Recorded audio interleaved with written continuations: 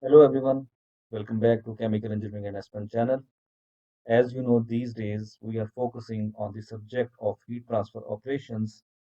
So in this regard, we are bringing the lecture number 9 for our valuable viewers. In our previous course coverage, we started from the introduction of heat transfer, the basic difference between the heat transfer and thermodynamics. Then we studied the various methods of heat transfer such as conduction, convection, radiation. We studied the definition of these three phenomena. Then we moved to the conduction. We studied it in detail. We solved different numericals related to conduction. And most importantly, we studied the Fourier's law of heat conduction. Then we moved to the convection part. We studied the convection part in detail, solved numericals, and more importantly, we studied the Newton's law of cooling for the convection. Now, in our today's lecture, we will move to the radiation part, and first we will discuss what is the radiation. Then we will study the various laws of radiations, and then we will discuss some important parameters which are related to the radiation phenomena. So before starting this video, if you have not subscribed to the channel yet, please subscribe to the channel. Click on the bell icon to get all updates related to this channel. So starting the radiation part, what is actually the radiation? It is the energy that is emitted by a matter in the form of electromagnetic waves or photons because of changes in electronic configurations of the atoms or molecules. This is the basic introduction of radiations, that the heat is emitted in the form of the electromagnetic waves or photon. In conduction or in convection, we need some media. For example, in conduction, we said it's a solid media, or if it's an interaction between a solid and non-movable, or you can say without bulk motion of a fluid, we say the phenomena as conduction. If there is a bulk motion of fluid, we call it as convection. But unlike the conduction and convection phenomena, the transfer of heat by the radiation does not require the presence of an intervening medium. In fact, the heat transfer by radiation is fastest. Actually, it is occurring at the speed of light, and it suffers no attenuation in a vacuum. This is how the energy of the sun reaches the earth. Basically, the radiation phenomena is applicable or is very fast phenomena. And if we talk about the real lifetime practice, the energy of the sun which reaches to the earth is by the radiation. So radiation does not require the presence of an intervening medium. So this is the overall introduction regarding the radiation process. In heat transfer studies, we are interested in thermal radiation, which is the form of radiation emitted by bodies because of their temperature. If there are hot bodies, these are emitting the heat in the form of radiation, and we'll talk about the thermal radiation. It differs from other forms of electromagnetic radiation. Once we talk about the thermal radiation, it differs from the other forms such as X-rays, gamma rays, microwaves, radio waves, television waves. These electromagnetic radiations, these are not related to the temperature. But once we talk about the thermal radiation, it involves the effect of the temperature, and all bodies at a temperature above absolute zero, these emit thermal radiation.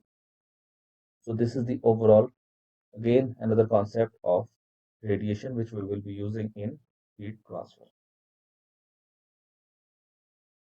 It is a volumetric phenomena, and all solids, liquids, and gases emit, absorb, or transmit radiations to varying degrees. So even the radiation is occurring in solid, like in our bodies. Once we talk about that, the heat is emitting, the thermal radiations are emitting, or we can absorb as well. Same goes for the liquids, and same goes for the gases as well.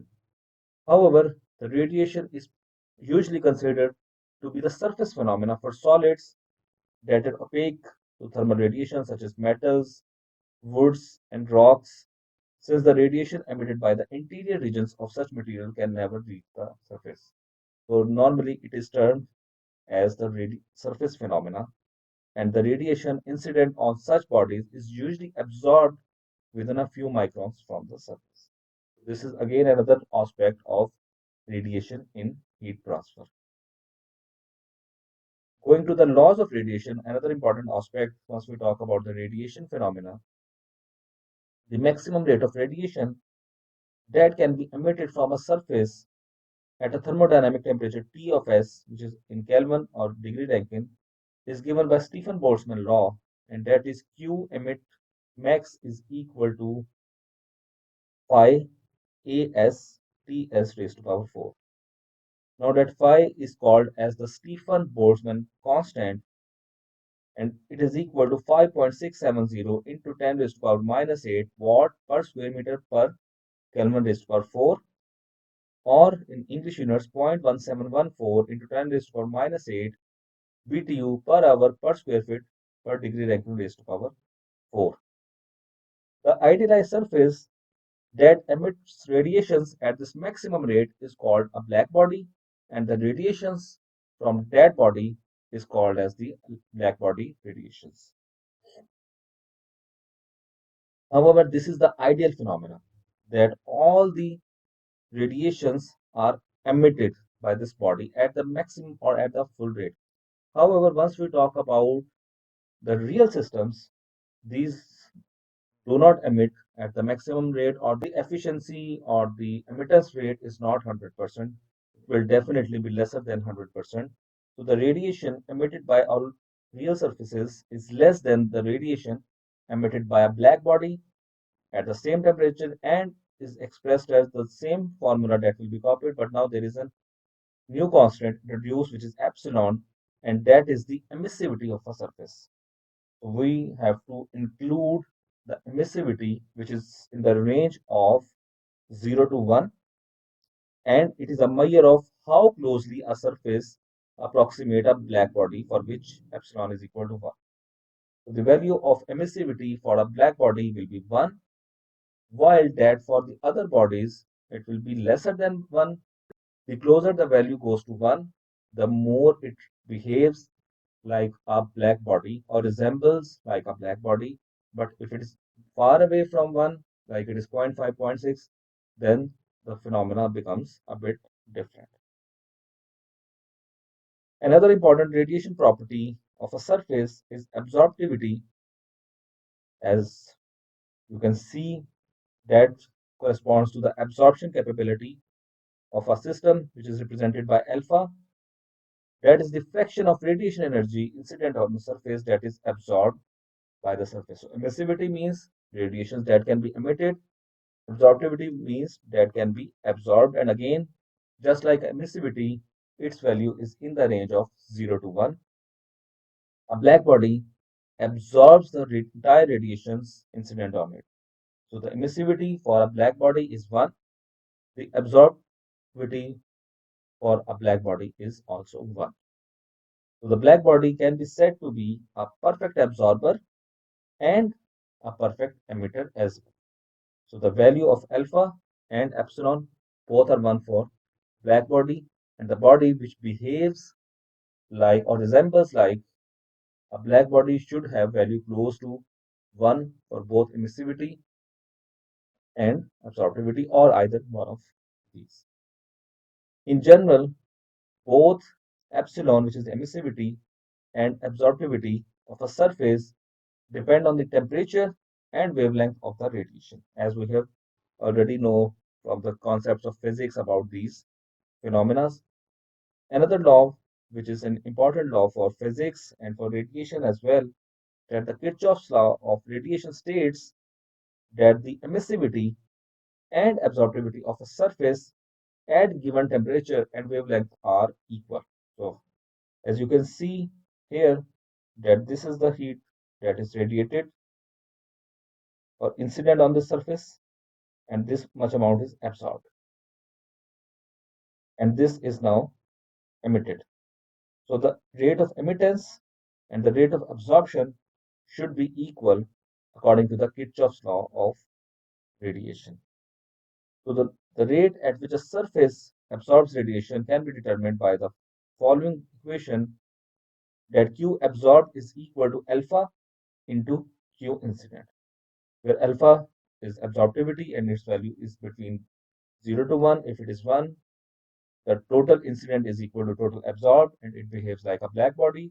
If it's in another range, then part of it will be reflected as well. So where Q incident is the rate at which the radiation is incident on the surface, alpha is the absorptivity of a surface. For opaque, non-transparent surfaces, the portion of incident radiation not absorbed by the surface is reflected back.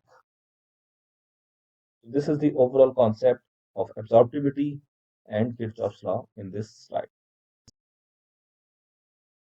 When a surface of emissivity epsilon and surface area AS at a thermodynamic temperature Ts is completely enclosed by a much larger or black surface at thermodynamic temperature T surrounding separated by a gas such as air that does not intervene with radiation, then this formula goes to Q radiation is equal to epsilon phi AS Ts raised to power 4 minus T surrounding raised to power 4. As you can see in this diagram, that this is a surface that is surrounded by air. The surrounding surface temperature is T surrounding. The heat is incidented over here. Obviously, the heat is absorbed and then the heat is emitted. So the overall radiation can be, or the overall expression for radiation can be written like this. In this special case, the emissivity and surface area of the surrounding surface does not have any effect on the net radiation heat transfer. That means that the amount absorbed is equal to the amount reflected or emitted in the system. So this is the overall concept of radiation which we have studied in our today's lecture, that we have started from the initial part about the basic introduction.